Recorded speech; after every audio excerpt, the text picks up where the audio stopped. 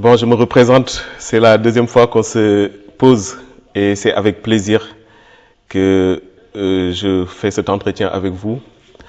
Mon grand frère, mon ami, c'est toujours un grand plaisir d'échanger avec vous sur les questions de service public parmi tant d'autres sujets qui nous concernent tous et qui nous interpellent. Je suis le directeur général du Centre national de la fonction publique locale et de la formation à l'UNKB, une institution rattachée au ministère de l'urbanisme, des collectivités territoriales et de l'aménagement des territoires et qui a en charge la fonction publique locale ainsi que la formation des agents et des élus des collectivités territoriales.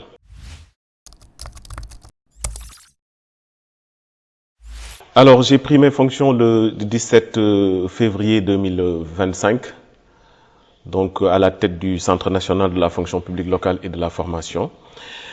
Et depuis, nous avons parcouru un petit bonhomme de chemin quand même, parce que quand je suis arrivé, il y avait déjà des projets qui ont été entamés depuis 2022, année de lancement des activités, de lancement officiel des activités du CNFPLF.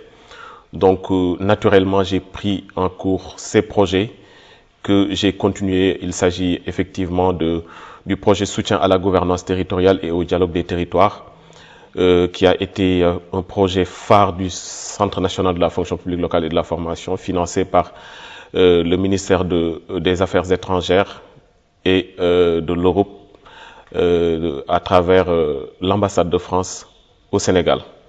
Donc, c'est un projet intitulé Soutien à la gouvernance territoriale et au dialogue des territoires qui nous a permis, en 2025, de former plus d'une centaine de référents RH qui sont aujourd'hui nos points focaux au niveau des collectivités territoriales. Parce que nous sommes convaincus que pour que l'impact que nous voulons avoir auprès des collectivités territoriales puisse trouver son efficacité, il faut en amont qu'on forme des référents RH qui se chargent même de la gestion de la chaîne RH au sein des collectivités territoriales parce que c'est important. Donc, nous avons formé en 2025 ces agents-là dans le cadre du processus de parachèvement de la fonction publique locale pour que derrière, qu'ils puissent veiller au respect du cadre légal et réglementaire en matière de recrutement, en matière de l'évolution de la carrière des agents, mais aussi en matière de retraite pour tous ces fonctionnaires issus de nos territoires, des collectivités territoriales. Donc, à côté de ce projet aussi, nous avons développé un projet très important dans le cadre des fonds de dotation qui nous ont été alloués cette année par le ministère de tutelle. Donc, ces fonds ont été répartis en deux parties. Une partie a servi à mener une tournée de dialogue RH sur l'ensemble du territoire sénégalais. L'objectif était d'aller à la rencontre des acteurs territoriaux, donc que sont l'administration territoriale, les gouverneurs, les préfets, les sous-préfets, en tout cas toutes les autorités déconcentrées, mais aussi d'aller à la rencontre de tous ceux qui travaillent, que ce soit au niveau du département ou de la commune, quel que soit le type de poste occupé. Du moment qu'on est un acteur décisif dans la chaîne, on a voulu te rencontrer, échanger avec toi sur les difficultés que nous avons constatées pour parachever la mise en place de la fonction publique locale qui, depuis 2011, peine à se matérialiser. Donc, nous avons identifié les objectifs et les difficultés, autant pour moi, ainsi que les zones d'ombre sur lesquelles il fallait apporter des éléments de réponse. Et nous ne pouvions pas le faire seul. Il fallait impérativement aller sur le terrain et avec les acteurs. Donc, c'est pour ça qu'à l'issue de ces dialogues RH, nous sommes aujourd'hui en 2026 dans une phase de finaliser enfin cette fonction publique locale en passant par la mise en place d'un logiciel de paie unique, donc que nous allons mettre en place et que nous avons même déjà mis en place avec la direction du traitement automatique de l'information de l'État, rattachée au ministère des Finances. Et cette convention nous permet aujourd'hui d'enrôler l'ensemble des collectivités territoriales autour d'un seul logiciel de paie et de créer une ligne qui va nous permettre aujourd'hui de démarrer les précomptes au niveau du Fonds national retraite pour les agents fonctionnaires et non fonctionnaires de la fonction publique locale. Donc ça, c'était une étape décisive, une étape très importante qu'il fallait franchir pour aujourd'hui qu'on dise que nous avons vraiment une fonction publique locale qui existe et qui est devenue désormais opérationnelle. Donc en 2025, nous avons débuté cette opérationnalisation et ça va continuer en 2026, ainsi que la formation qui est allouée aujourd'hui aux corps qui intègrent la fonction publique locale, c'est-à-dire les corps de l'administration générale, que sont les commis d'administration, les attachés d'administration et les agents de recouvrement. Donc, tant de projets que nous avons élaborés et que nous avons menés en 2026 et en 2025 et qui vont continuer en 2026. Voilà, aujourd'hui, dans le cadre du projet de décentralisation, dans le cadre de l'acte 4 qui verra le jour très prochainement, et aussi dans le cadre de la mise en place des pôles territoires, la vision du chef de l'État est aujourd'hui de faire de sorte à ce qu'on ait dans nos collectivités territoriales des collectivités de service. Donc que ça soit qu'on soit dans la mairie, dans la commune ou dans le département, ce que nous voulons, c'est qu'il y ait de vrais services qui sont fournis aux populations. De l'état civil, en passant par les questions d'urbanisme, en passant par les questions de services techniques liés à l'assainissement, liés à la voirie, liés à l'économie verte, à la protection de l'environnement, etc., qu'on ait vraiment une offre de services qualitative au sein de nos collectivités territoriales pour qu'aujourd'hui, la qualité de vie de l'usager soit impactée au quotidien. Donc, c'est pour ça qu'aujourd'hui, la formation, elle est primordiale pour les agents ainsi que pour les élus, pour qu'on puisse avoir des collectivités territoriales bien structurées avec des organigrammes types pour offrir les services attendus, mais surtout pour pouvoir épouser les différentes compétences transférées par l'État. Parce que l'État, en plus de transférer des compétences, souhaite les accompagner davantage sur les moyens financiers pour que ces compétences soient bien exécutées. Donc, effectivement, cela s'accompagne par la formation. Donc aujourd'hui, avec le Centre national de la fonction publique locale, nous avons mis en place, dans le cadre de la formation continue, un catalogue de formation édité en 2025 et qui comporte aujourd'hui plus de 8 thématiques de formation avec plus d'une trentaine de modules de formation qui touchent tous les domaines liés aux compétences transférées et aux services attendus par les populations. Donc ça va nous permettre maintenant en 2026 de développer ces formations avec les collectivités territoriales, à côté d'autres programmes comme le programme PACASEN aussi qui forme les collectivités territoriales des zones urbaines. Nous avons choisi aussi d'aller vers ces zones plus reculées et plus en déphasage avec le rythme aujourd'hui sur lequel on voudrait marcher pour faire avancer les choses.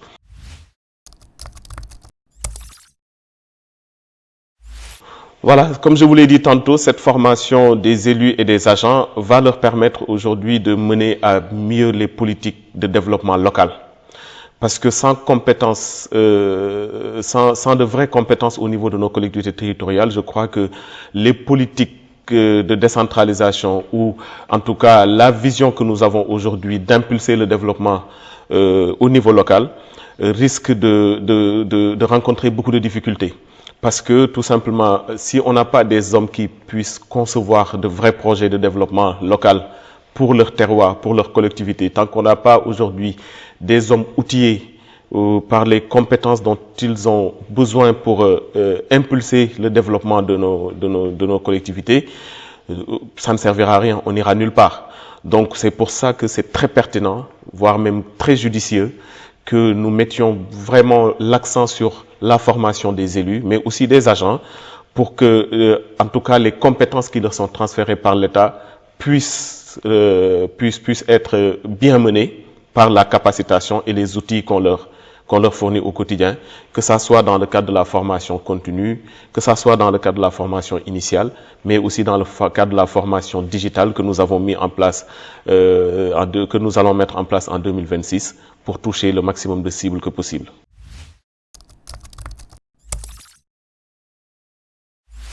Alors, en 2026, les missions phares, comme je vous l'ai dit, c'est d'abord enrôler l'ensemble des collectivités territoriales autour d'un logiciel de pays unique. Ça va permettre à l'agent et aux fonctionnaires de pouvoir poursuivre sa carrière, de suivre l'évolution de sa carrière.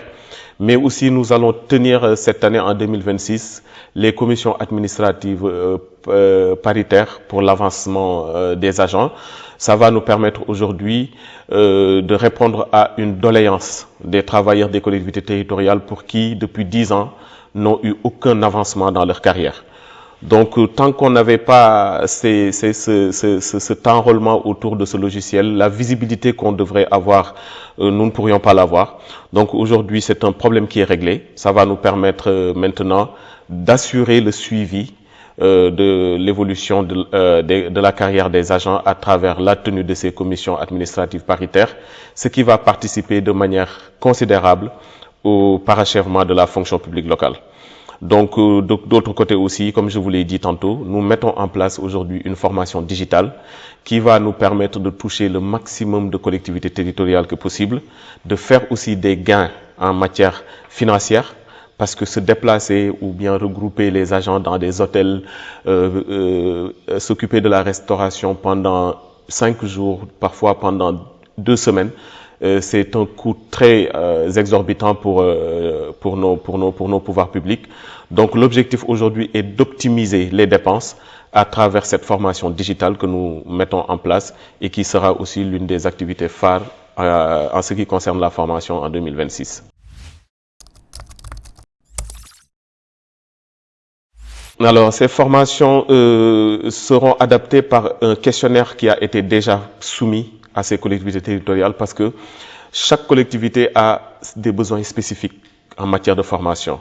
C'est pas non seulement les capacités de l'agent qui sont visées, mais aussi il y a le besoin de la collectivité en tant que telle, qui a aujourd'hui besoin de mettre en place des services, qui a besoin de ressources techniques au sein de la collectivité.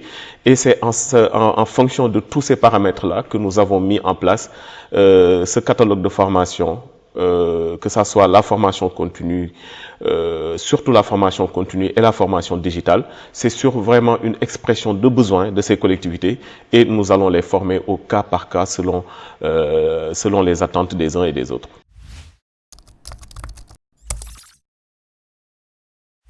Alors aujourd'hui, nous travaillons avec notre service de partenariat avec tous les organismes en tout cas qui militent pour le développement local.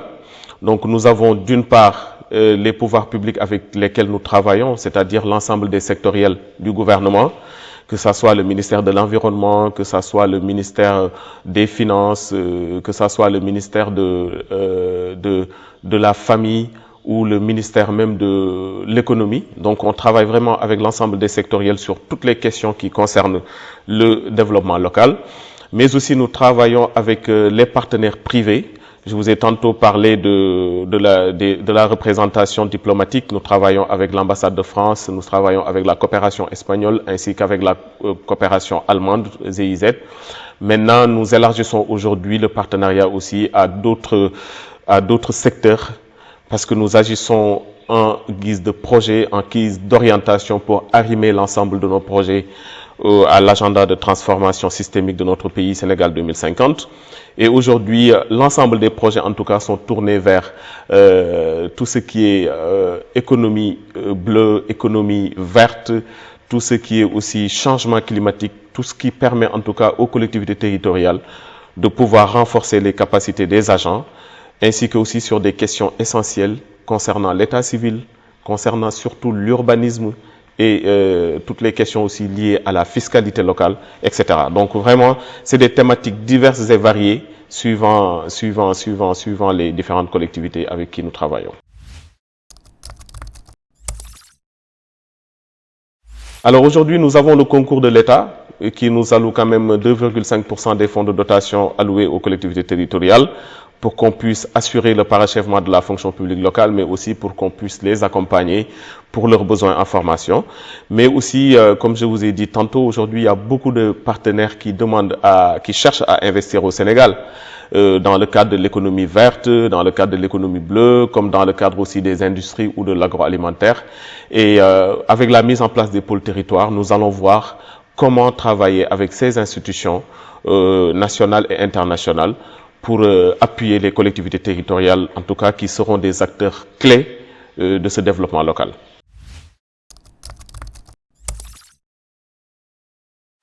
Alors pour un service public local de qualité, il faut beaucoup de proximité déjà avec les populations. Et pour cette proximité, il faut qu'on ait des collectivités de service, comme je l'ai tantôt dit. Et qui parle de collectivités de service, parle de collectivités qui puissent aujourd'hui répondre aux besoins des populations, que ça soit des besoins liés aux différents domaines de compétences de nos collectivités. Donc c'est des questions souvent qui touchent à l'état civil pour que désormais on règle tous les problèmes liés à l'usurpation d'identité, etc.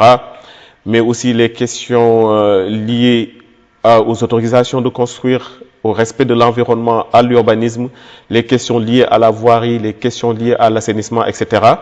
Et je crois qu'un service public de qualité passera forcément par l'importance que nos collectivités territoriales donneront à ces différents domaines transférés, mais surtout par une modernisation aussi de cette administration, d'où même la mise en place de cette formation digitale dont nous vous avons parlé.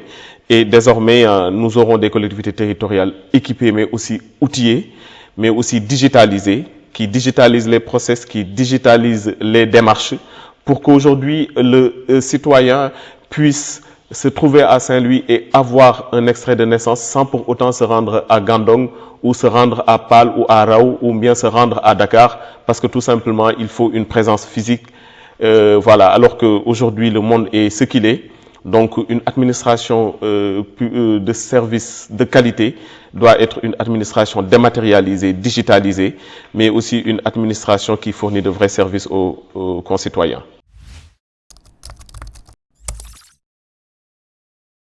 Alors, moi, je crois que sur l'état actuel de notre pays, mis à part les difficultés que nous avons aujourd'hui avec les différents programmes que nous avions et dont nous disposons plus aujourd'hui, notamment les programmes liés au FMI.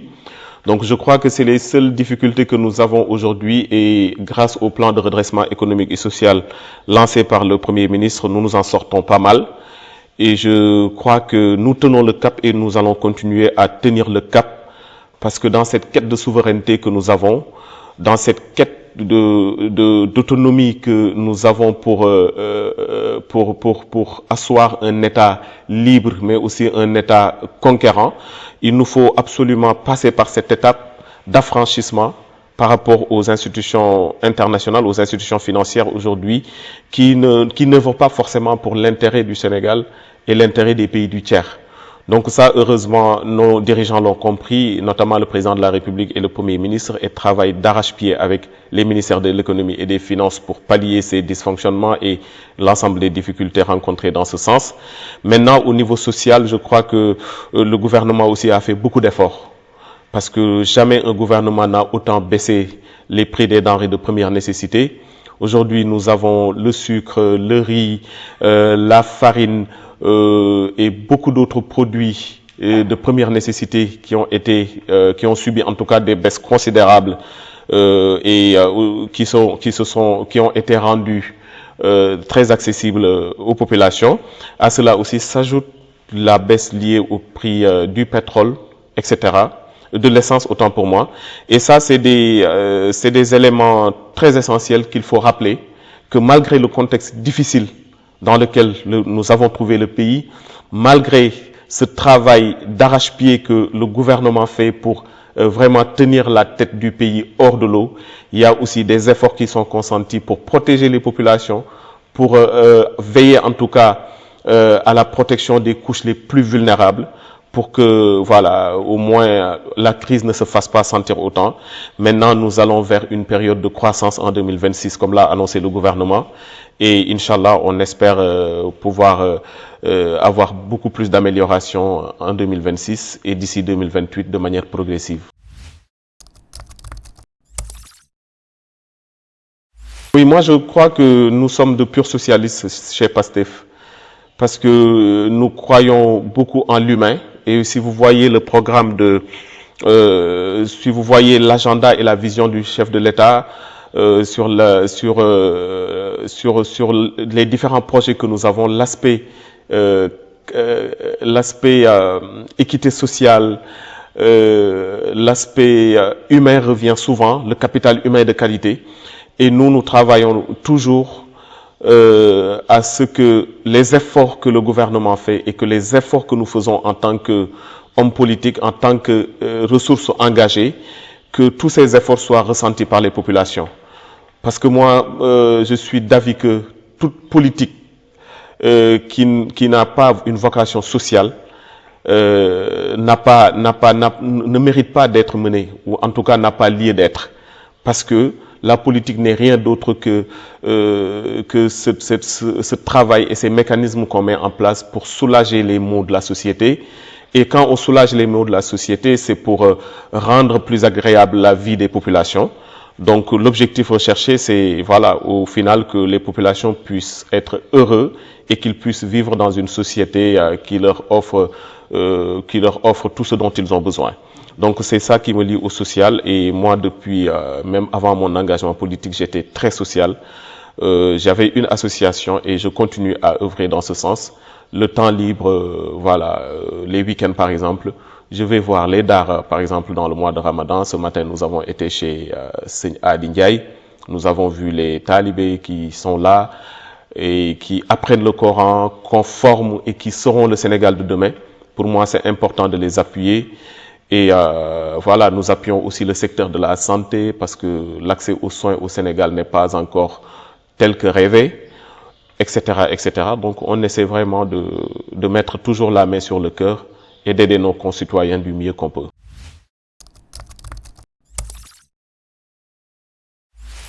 Bon, Touba ne fait pas partie de la course parce que nous, on a un régime spécial.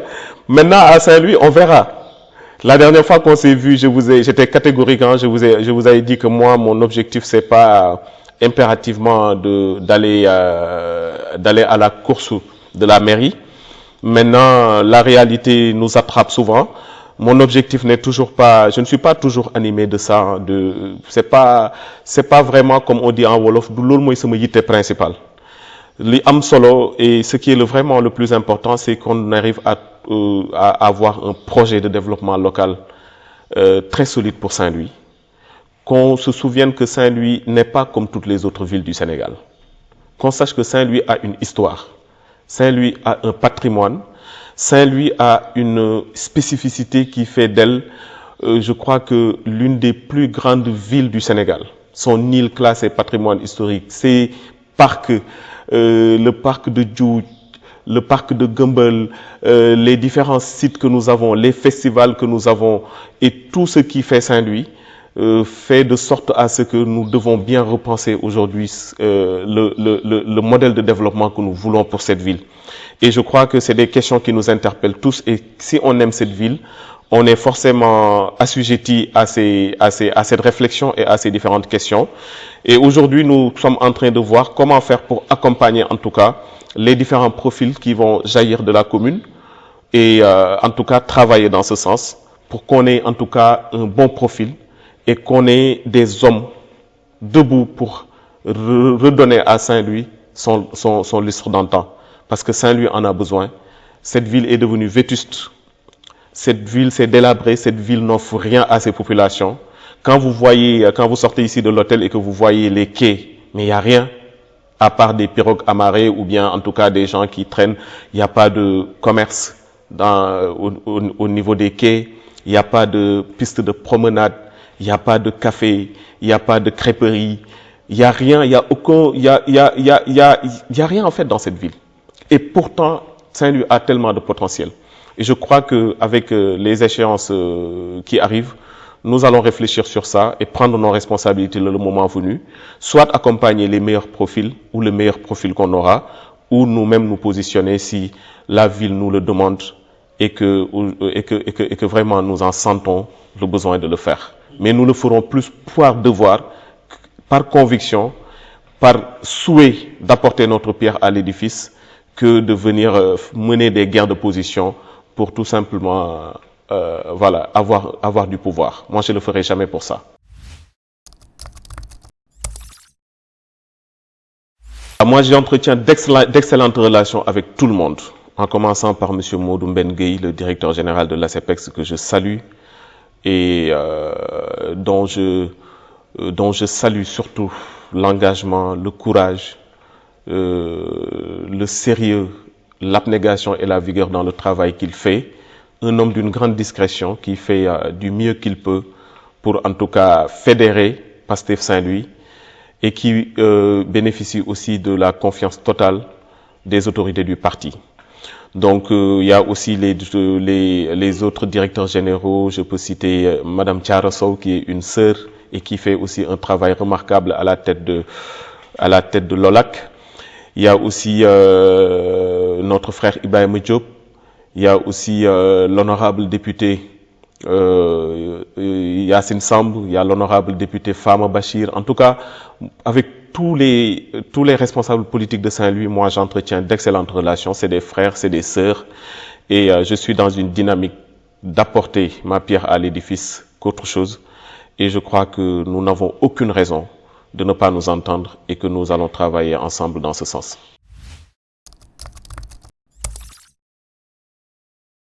Alors, mon dernier mot, c'est de vous remercier d'avoir fait le déplacement et de venir faire cet entretien avec nous. De remercier aussi toutes les populations de Saint-Louis, cette ville qui m'a vu naître, qui m'a vu grandir, cette ville que j'aime tant et que je porte dans mon cœur. Parce qu'à chaque fois quand je viens à Saint-Louis, c'est le même sentiment que j'ai, ce sentiment d'appartenance à cette ville, ce sentiment d'apaisement aussi que je ressens quand je suis à Saint-Louis, d'être en paix avec moi-même, mais surtout de l'accueil que me réservent les populations, les parents, tous les gens avec qui j'ai grandi ou qui m'ont vu grandir, cet accueil chaleureux qu'ils me réservent, mais aussi surtout voilà, cette sympathie que l'ensemble des populations en tout cas ont pour moi. Je les remercie beaucoup pour ça et leur réitère aussi tout l'engagement que j'ai pour pouvoir contribuer au développement de cette ville. Merci beaucoup, M. Sey.